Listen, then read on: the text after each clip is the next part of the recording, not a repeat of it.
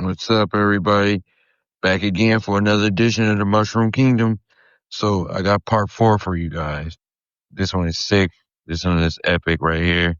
Man, hope y'all love it. I'm going to be having an exclusive podcast series jumping off here pretty soon called They Came From Outside. That one is going to be for the fan club members only. I'm going to get my fan club started here. But, you know what I'm saying? You guys will have exclusive access to that. No problem. Let's get started. The Muffin Man, part 4.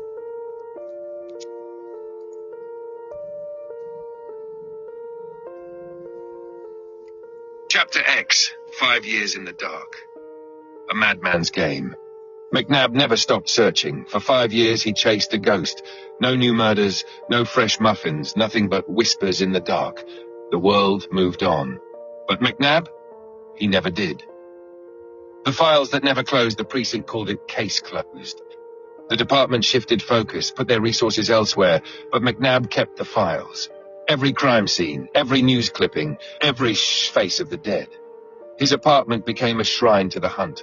Walls covered in maps, strings connecting points of nothing, photos of a man who didn't exist.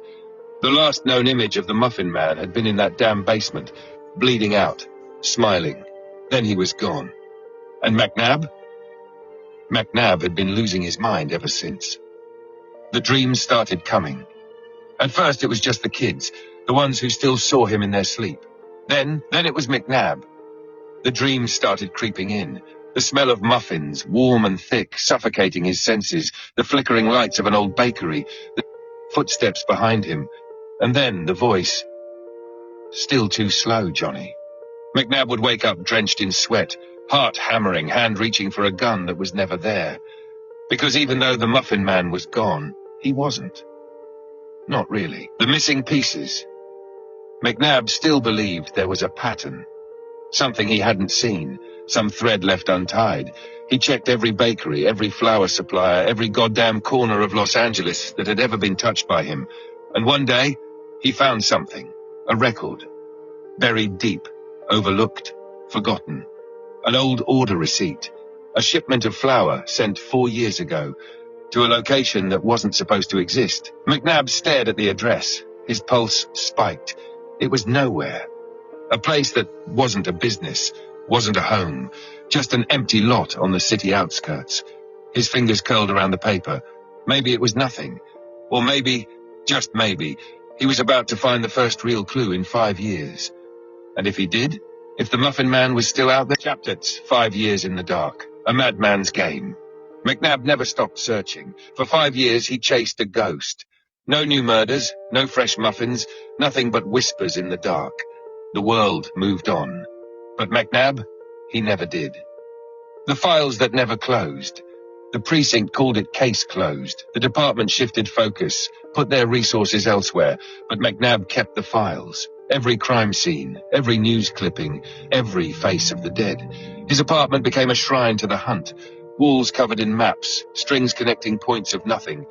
Photos of a man who didn't exist. The last known image of the Muffin Man had been in that damn basement, bleeding out, smiling. Then he was gone. And McNabb? McNabb had been losing his mind ever since. The dreams started coming. At first, it was just the kids, the ones who still saw him in their sleep. Then it was McNabb. The dreams started creeping in. The smell of muffins, warm and thick, suffocating his senses. The flickering lights of an old bakery, the sound of footsteps behind him. And then the voice.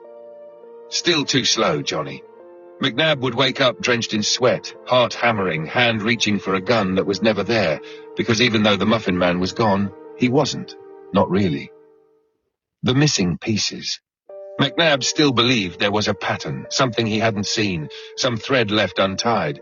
He checked every bakery, every flour supplier, every goddamn corner of Los Angeles that had ever been touched by him. And one day, he found... Chapter X, a mind unraveling. McNabb wasn't a cop anymore, not really. He still wore the badge, still showed up at crime scenes, but his mind wasn't here. It was still down in that basement, still staring into the eyes of a man who should have bled out but didn't. He was chasing nothing, and nothing was winning. The walls closed in. His apartment was a war zone. Stacks of case files littered the floor. Crime scene photos covered the walls. Strings connected phantoms. A muffin sat on the counter. Stale, always there. Every morning, he threw it out. Every morning, it came back. The sleepless nights. McNabb didn't dream anymore. He hallucinated. The smell of muffins choked him in his sleep. The flickering lights in his bathroom reminded him of the bakery. And at night, every night, he saw a shadow in the corner of his room. Never moving, never speaking, just watching. And every time he reached for his gun, it was gone. No one believed him. Sandoval told him to let it go. It's been 5 years, man. You got to move on. But how do you move on from a ghost that won't let you go? How do you move on when every missing kid, every shadow in an alley, every goddamn whisper makes your stern because you know, he's coming back. And this time, McNabb wouldn't stop him, because this time, he was too far gone. Would you like to continue with McNabb finally breaking, or cut to the Muffin Man's long-awaited return?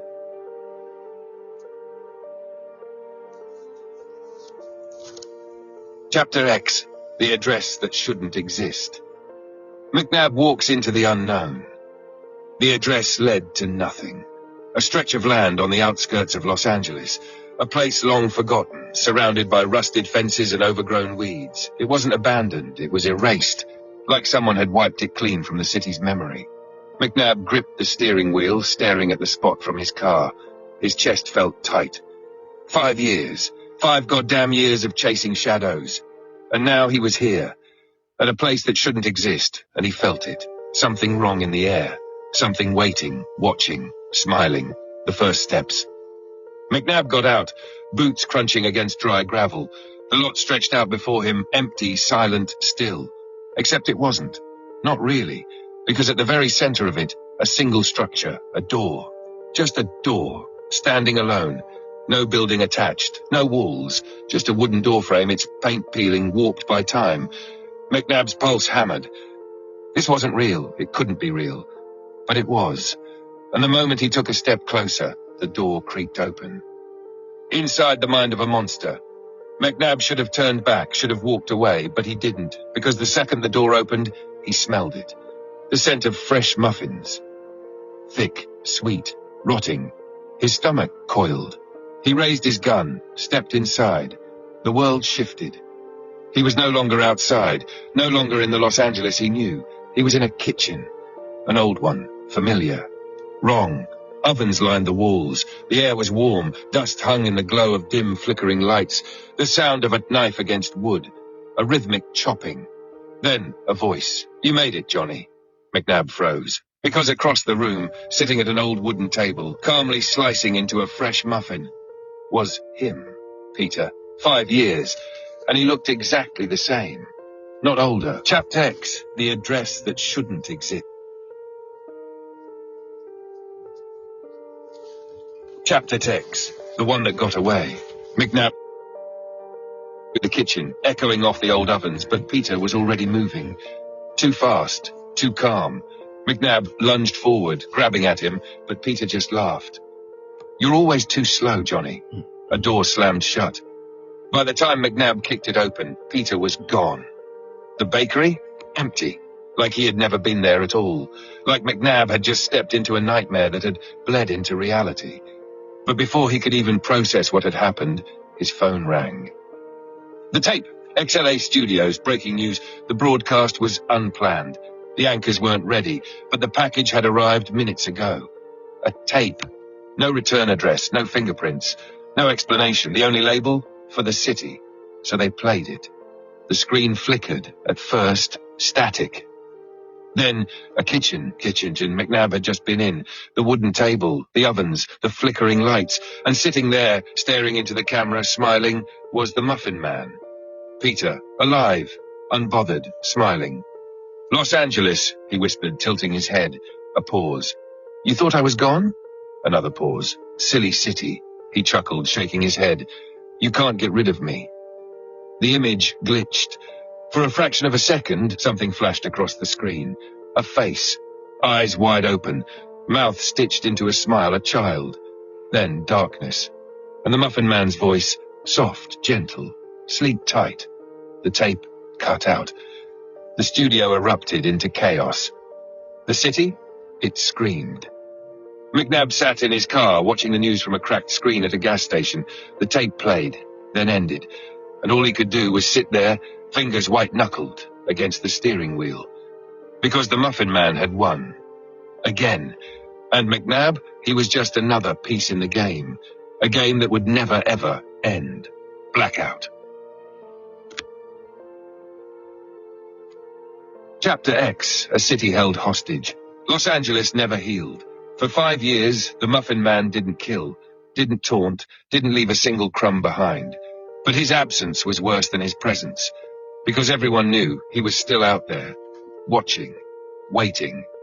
The stranglehold of fear. The city changed. People locked their doors earlier. Parents didn't let their kids out after dark. Schools banned even the mention of his name. Children whispered about him at recess, terrified of what would happen if they said too much. Because sometimes kids still disappeared. No bodies, no muffins, no evidence, just gone. And everyone wondered, had the Muffin Man taken them? Or was his legend just so strong that the city had begun eating itself alive? The police were powerless. McNabb wasn't the same man. 5 years of chasing nothing had broken him. He worked the force like a ghost, showing up at crime scenes that weren't his to investigate. Every time a child vanished, every time a family reported hearing strange whispers at night, McNabb was the first to respond. The department called him obsessed. They were wrong. He wasn't obsessed. He was right. Because one day soon, the Muffin Man was going to return. And when he did, Los Angeles would never be ready. Would you like to continue 5 years later when the Muffin Man finally struck? Chapter X, a mind unraveling. McNabb wasn't a cop anymore. Not really. He still wore the badge, still showed up at crime scenes, but his mind wasn't here. It was still down in that basement, still staring into the eyes of a man who should have bled out but didn't. He was chasing nothing, and nothing was winning. The walls closed in. His apartment was a war zone. Stacks of case files littered the floor. Crime scene photos covered the walls. Strings connected phantoms. A muffin sat on the counter, stale, uneaten. Every morning, he threw it out. Every morning, it came back. The sleepless nights. McNabb didn't dream anymore. He hallucinated. The smell of muffins choked him in his sleep. The flickering lights in his bathroom reminded him of the bakery. And at night, every night, he saw a shadow in the corner of his room. Never moving, never speaking, just watching. And every time he reached for his gun, it was gone. No one believed him. Sandoval told him to let it go. It's been 5 years, man. You gotta move on. But how do you move on? It's fucking up, man. Fuck. Chapter X, the final recipe. Claire had always known. Somewhere deep down, in the part of her mind she refused to acknowledge, she had felt it. The way Peter would stare at her a little too long. The way he never seemed quite real. The way he smelled like flour, even when he hadn't been baking. But by the time she truly understood, it was too late. The kitchen of hell. Claire woke up in darkness. Her head was pounding. Her arms ached. She couldn't move. Heat pressed in from every direction, the air thick and suffocating. Then, a light flickered on, and she saw where she was. A massive industrial oven. The walls glowed orange. The metal burned hot against her skin. She screamed. From the outside, behind the glass window, Peter smiled. "Good morning, sweetheart," Claire thrashed. The restraints held tight. The temperature rose. She was baking. Alive. The video that broke the city. KXLA received the package at noon, another tape. The anchors hesitated. The last time they played one of his messages, the city descended into chaos. But people were watching, waiting, and so they pressed play. The screen flickered, at first just static. Then the kitchen. A muffin, huge, unnatural, Wrong. And then the camera zoomed in, something inside the muffin, something baked into it. And so a hand. A face. Mouth frozen in a silent scream.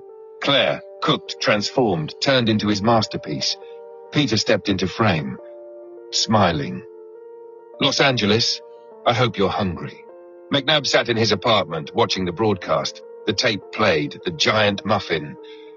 Claire's face frozen in agony, Peter's grin.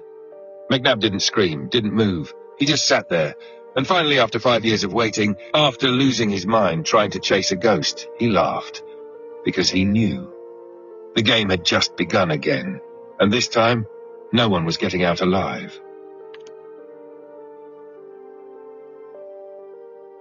Chapter Kex. The city burns in fear.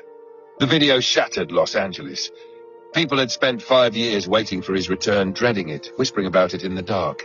And now, the Muffin Man had returned, louder, crueler, hungrier. The streets were emptier than ever. Businesses shut down overnight. Parents pulled their children from schools, refusing to let them out of their sight. Everywhere, news anchors sobbed on air, unable to comprehend what they had just witnessed. The mayor declared a state of emergency. Talk show hosts refused to even say his name. And the phrase that dominated the headlines? Not even death stopped him. The police were powerless.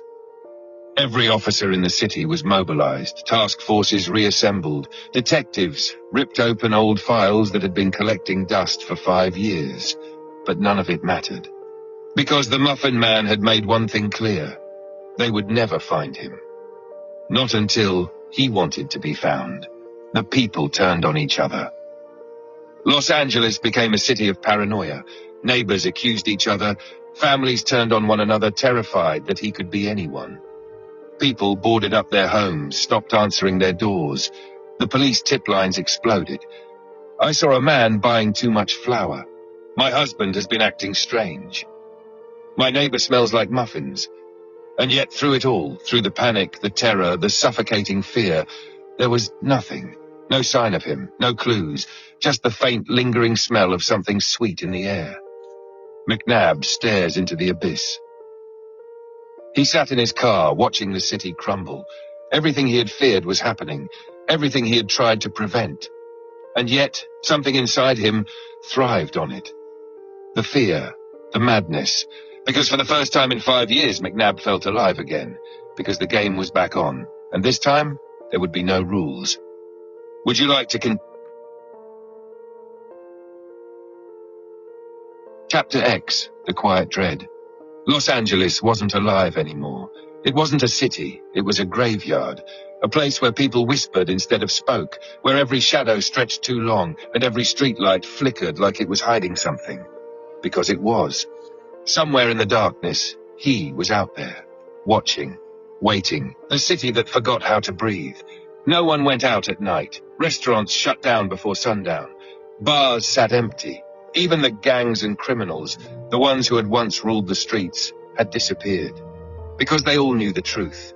The only real monster in Los Angeles had returned, and no one wanted to be his next recipe. The schools were silent. Children didn't laugh anymore. They didn't run, didn't play, didn't whisper about ghosts or monsters, because they knew this wasn't a fairy tale. This was real. They never spoke his name. Even if they stayed inside, locked their doors, tried to be good, he could still come for them. The smell that wouldn't go away. No one knew if it was real or imagined. But some nights, drifting through the streets, slipping under doors, curling into bedrooms, came the scent of warm muffins. Thick, sweet, rotting. People held their breath. Because if you smelled it too strongly, it meant you were already chosen. McNabb could feel it coming. Sitting alone in his apartment, he watched the city fall deeper into itself. The way fear ate at people.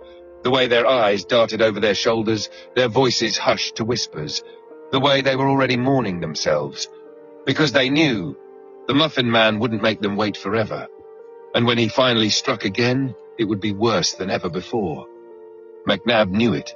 He felt it. Because he could still hear his voice. Still see his smile. Still smell the scent of muffins in his own goddamn kitchen. even though he lived alone. Chapter 6, The Tune of Terror. It started with a package. Every major news station in Los Angeles received one. No return address, no markings, just a single word scrawled across the front in deep red ink. Play. The producers hesitated. The last time the Muffin Man sent a tape, it broke the city. But curiosity was a disease, and so they pressed play. The broadcast that froze Los Angeles. The screen flickered. Static. Then a kitchen, a dim, flickering bulb swung overhead, casting long, sickly shadows. And sitting at the center of it, in a chair too neatly placed, was the Muffin Man. Peter, smiling, calm, waiting. He said nothing. Instead, he reached to the side and lifted an old cassette player. He pressed play, and then it began. A tune, faint at first, childlike, the nursery rhyme every kid once knew. Do you know the Muffin Man? But it was wrong. The notes were warped, off-key, stretched into something sick. The speed slowed, then twisted, then picked up again, like the song itself was alive and rotting. The sound curled under skin, the melody embedded itself into memory. It was a warning, and then as the song reached its end, Peter spoke. Whenever you hear my tune, a pause, a smile. Dread. The fear is coming. The screen cut to black. And the city never slept again. Would you like to follow McNabb's reaction to the tape, or show the first person to hear the Muffin Man's tune in the real world? Chapter X, The Dead Man's Tune. The city called it a curse, a melody that crawled under the skin, lodged itself in the mind and refused to leave. It played in nightmares. It hummed through empty streets, and when you heard it, it meant he was near. The first to hear it. It was a janitor at KXLA Studios, cleaning up after hours, alone in the dimly lit hallway, pushing his mop across the cold tile floor. The news had already aired the tape. The city was already drowning in fear. And yet, as he worked, he heard it. Soft at first, a faint, eerie whistle. Do you know the Muffin Man? His breath caught. The melody drifted from somewhere down the hall, slow, distorted. His hands tightened on the mop. Do you know the Muffin Man? His heartbeat pounded. The sound grew closer. The air thickened. He turned the corner, and the hallway was empty. The tune had stopped, but something was waiting for him. Sitting in the middle of the hallway, freshly baked, still steaming a muffin. His body went cold. And when he turned, the lights went out. The panic spreads. By morning, the janitor was missing, and across the city, people started hearing it. The tune whistled by unseen lips, hummed by voices that weren't there, a melody drifting through silent streets, a radio glitching just long enough to play the first few notes. Do you know the Muffin Man? Parents covered their children's ears. People stayed inside, because everyone knew, when you hear the dead man's tune, the fear is coming. Would you like McNabb to chase down reports of the tune, or follow? Chapter X, The First to Fall. The dead man's tune claims its first victim. It started on a quiet street, an old record shop, tucked between boarded-up businesses still clinging to life. Inside, Leonard Graves, a man who had worked there for 20 years, was closing up for the night. He locked the register, turned off the lights, routine, until he heard it. A whistle. Soft, slow, wrong. Do you know the Muffin Man? Leonard froze. The sound drifted from outside the shop, weaving through the cracks in the door. He swallowed hard, shook his head. It's just in my head. But then the radio turned on, by itself. The speakers crackled, warped, and then it played. The dead man's tune, off-key, broken, as if the song itself was rotting. The floor creaked behind him. Leonard turned, saw nothing, but the air changed, thickened. The shop felt smaller. The record player slowed. The song dragged. Do you know the Muffin Man? A shadow stretched beneath the door. Leonard's breath hitched. His body screamed at him to run, but his feet wouldn't move. The whistle came again, closer, right outside, a soft knock at the door.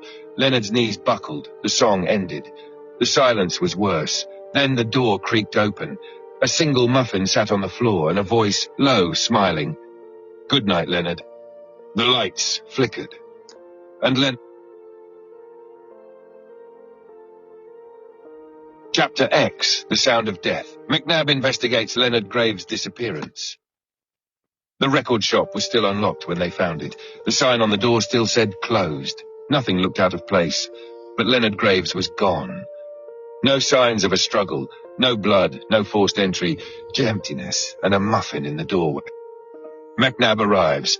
By the time McNabb stepped inside, the place felt wrong. Too quiet, too still. Something lingered in the air. Not just fear, something worse. Do you smell that? Sandoval muttered.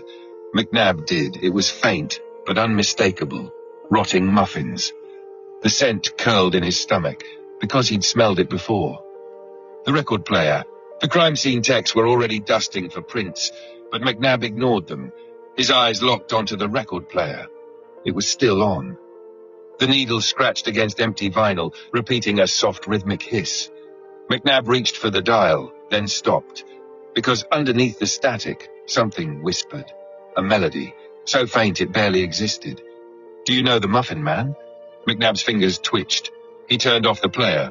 The sound stopped, but the feeling that he was still here, that never left. The message left behind. McNabb turned to Sandoval. No forced entry. No struggle. The guy just vanished. Sandoval shifted uncomfortably. Like the others. McNabb nodded. Then something caught his eye. A slip of paper wedged into the record sleeve. He pulled it free. Just a few words, scrawled in red ink. You heard it, didn't you? McNabb's chest tightened. The dead man's tune. It wasn't just a song. It was a signal. And now, McNabb had heard it too. Chapter X, The Mother in the Dark. McNabb had been chasing ghosts.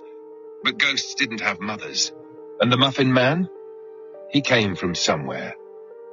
The lead no one saw. It started with a name, buried deep in old records, hidden behind sealed case files, a name no one had thought to check.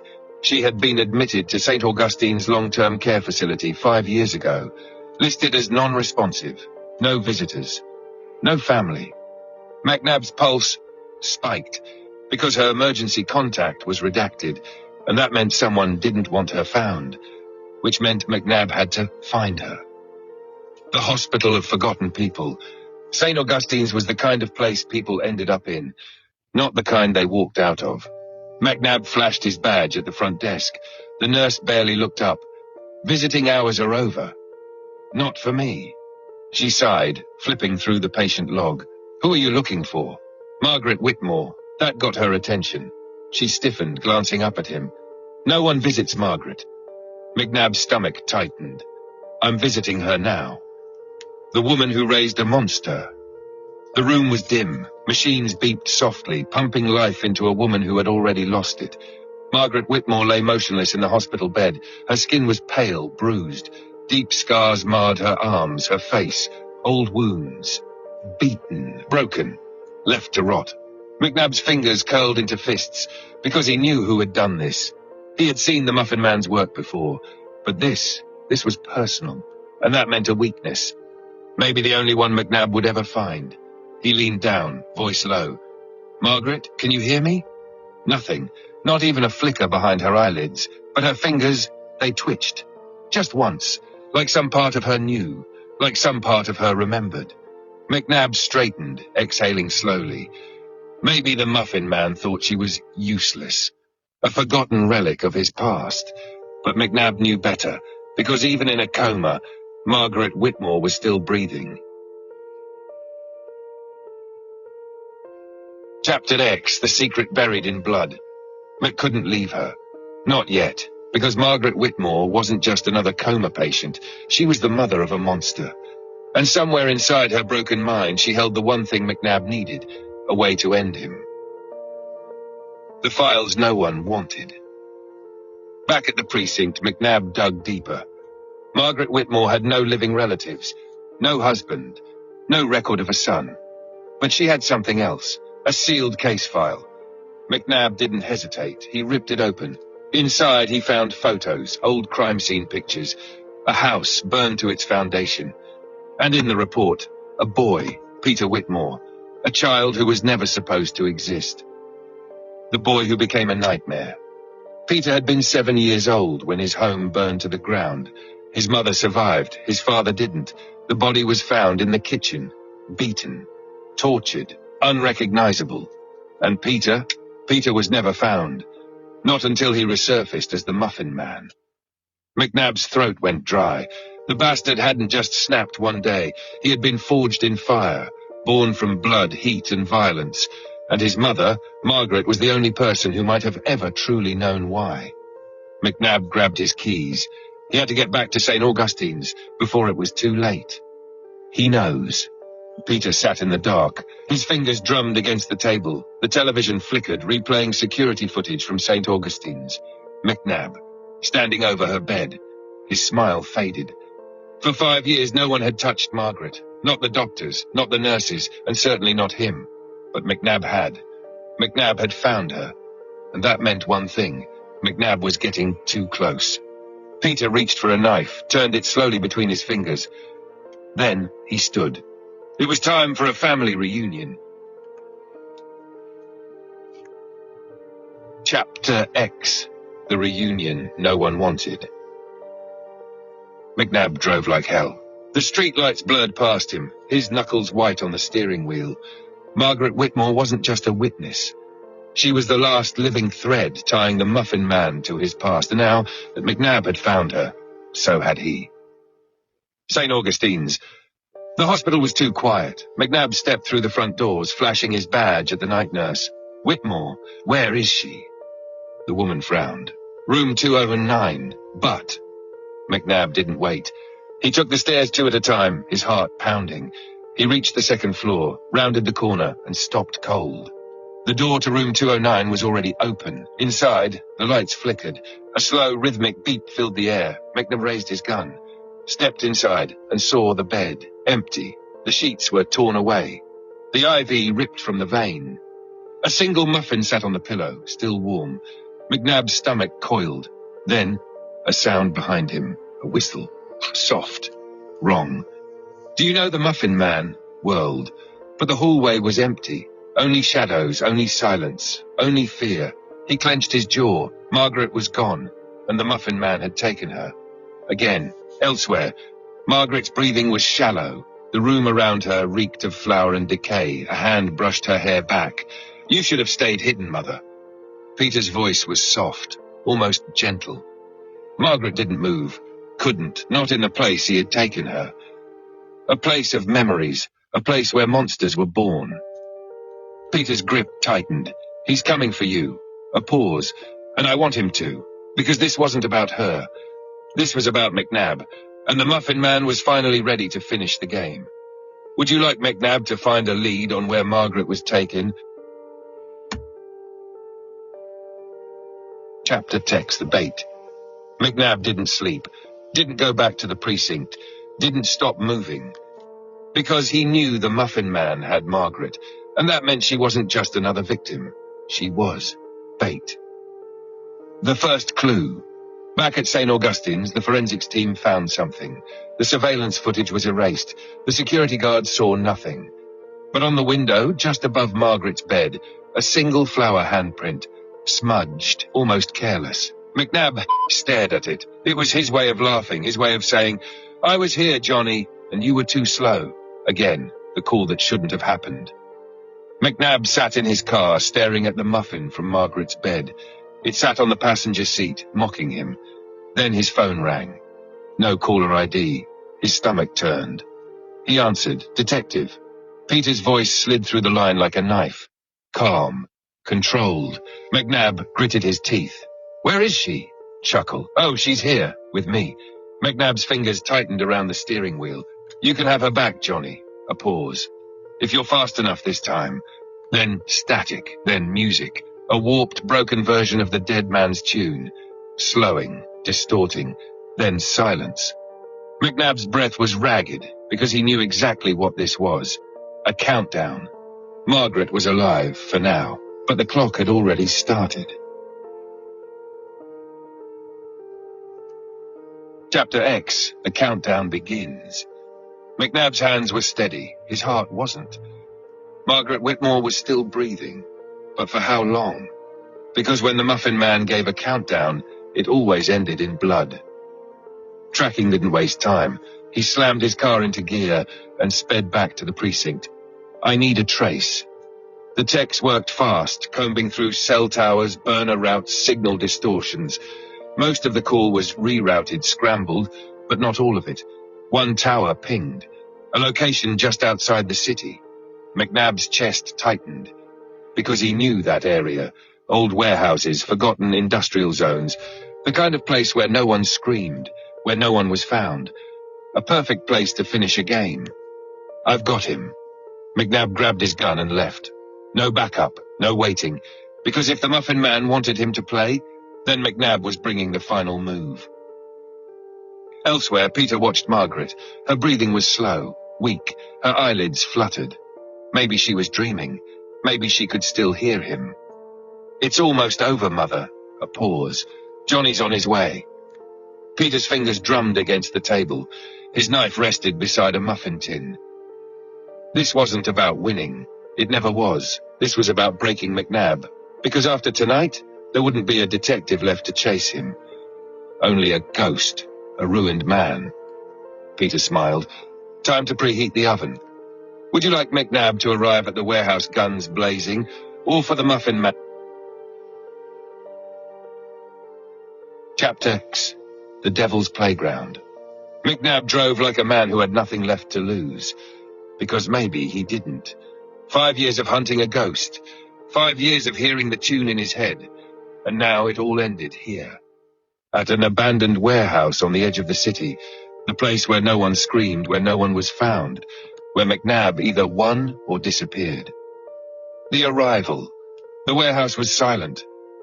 Not the kind of empty quiet that felt abandoned. The kind that felt like it was waiting.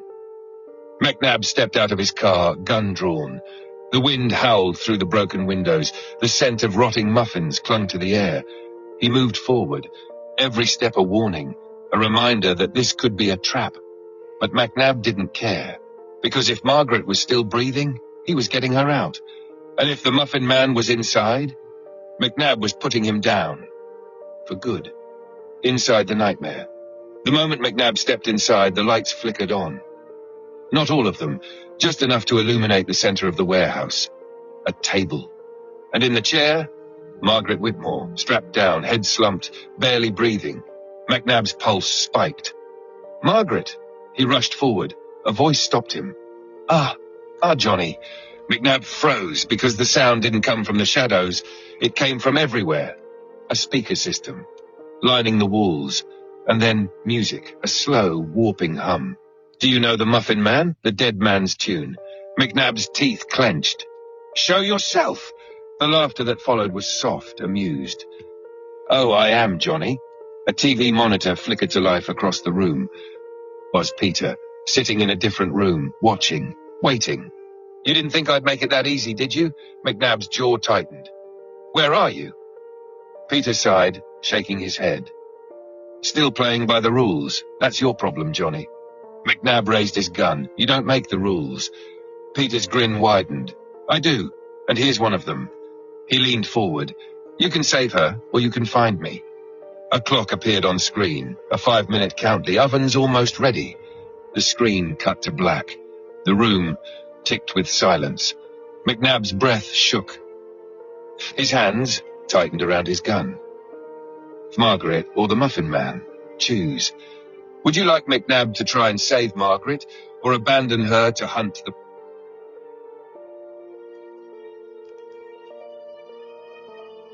Chapter X, The Face of Fear. Peter had always been good with his hands. Baking, carving, creating, and tonight he was making something new. Something special. He sat in his hidden space, a dimly lit room lined with memories, newspaper clippings, old photographs. McNabb's face circled in red ink. And on the table before him, his latest masterpiece, a mask. Not just any mask, a face. Handcrafted, stitched, personal. A mix of human skin and wax, molded into a twisted, smiling expression. A face that was too happy, too wrong. And the best part? It wasn't just any skin. It came from someone McNabb once knew. Peter ran his fingers over the surface, tilting his head. Then, slowly, he put it on. The fit was perfect. The dead always fit best. And now? Now it was time for McNabb to see it. Because when he did, that's when the game would truly break him. Chapter X, a lullaby for the damned. Couldn't move. Her body was weak, her breath shallow. She was aware of the straps, the cold metal chair pressing against her fragile bones, and the smell, the overwhelming scent of flour, sugar, and something rotten. Then, a sound. Soft, a whistle. A tune she had hoped to never hear again. Do you know the Muffin Man? Her fingers twitched. Not from life, from fear. Because she knew who was sitting across from her. She felt his presence even before she opened her eyes. I used to hate this song. The voice was smooth, calm, familiar. Margaret's lips trembled. She forced her eyes open, and there he was, Peter, her son. Or at least what was left of him. He sat in front of her, head tilted, smiling. His new mask glowed under the dim light, stitched, handmade, made from someone else. Margaret's breathing hitched. Peter chuckled. You know, I've been thinking, Mother. He reached over, slowly winding the crank of an old music box. The tune warped, twisted, slowed. Maybe you were the first one to make me a monster. Margaret shuddered. Peter leaned in. I was the one who perfected it. The music box clicked. The dead man's tune filled the air. Margaret squeezed her eyes shut, because she knew. This was a lullaby she would never wake up from.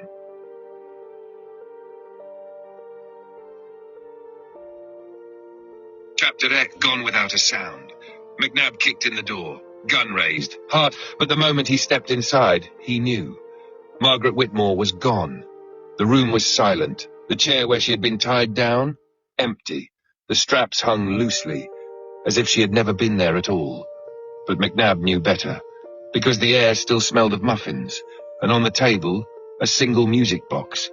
Still open, still playing. The dead man's tune. McNabb gritted his teeth. Then he saw it, a message, scrawled across the wall in Margaret's blood. 3 simple words. Too slow, Johnny. McNabb's hands shook, his pulse, because he knew exactly what this meant. The Muffin Man hadn't just taken Margaret, he had erased her. And McNabb, he was running out of time. Would you look? Chapter X, the next message. It arrived at KXLA Studios before sunrise. A box, no return address, no fingerprints, only McNabb's name written in red ink. The station hesitated. The last tape broke the city. But they played it anyway. The broadcast that shook Los Angeles. The screen flickered, static, then a kitchen, dim, flickering lights, and in the center a chair. A woman sat in it, or what was left of her. Her body was shrunken, drained. Her face stitched into a permanent smile. Her eyes were gone. In their place, 2 small blueberries. McNabb's stomach turned. Then, movement. A figure stepped into the frame. The Muffin Man, wearing his mask, wearing someone else's face. He held up a knife, twirled it in his fingers. Then softly, he hummed. Do you know the Muffin Man? The dead man's tune slithered through the speakers.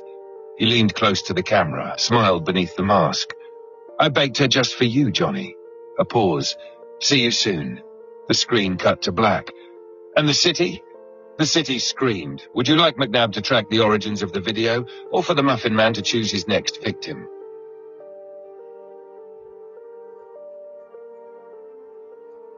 Chapter X, the next message. It arrived at KXLA Studios before sunrise. A box, no return address, no fingerprints, only McNabb's name written in red ink. The station hesitated. The last tape broke the city, but they played it anyway. The broadcast that shook Los Angeles. The screen flickered, static, then a kitchen, dim, flickering lights, and in the center a chair. A woman sat in it, or what was left of her. Her body was shrunken, drained, her face stitched into a permanent smile. Her eyes were gone. In their place, 2 small blueberries. McNabb's stomach turned. Then, movement. A figure stepped into the frame. The Muffin Man, wearing his mask, wearing someone else's face. He held up a knife, twirled it in his fingers, then, softly, he hummed. Do you know the Muffin Man? The dead man's tune slithered through the speakers. He leaned close to the camera, smiled beneath the mask. I baked her just for you, Johnny. A pause.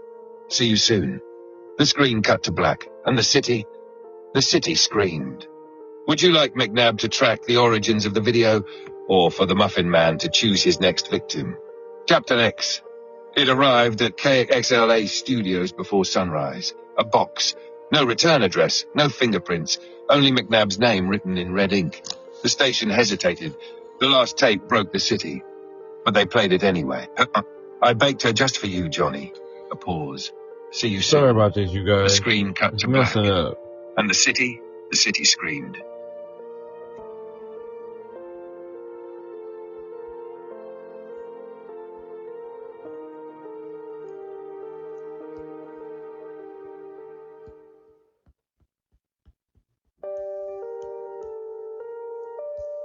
I'm sorry, you guys. I'm trying to get this input right after I done made all this. And it's sitting here acting crazy. Acting like it don't want to. Give me a second here. Okay, I know what I gotta do.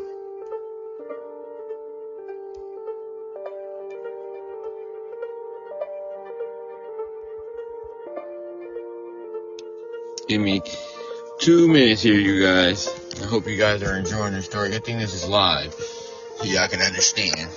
You know, it is a good story that I created. So just bear with me here. I'm just trying to make sure this thing reads. It's like it doesn't want to when I. Okay.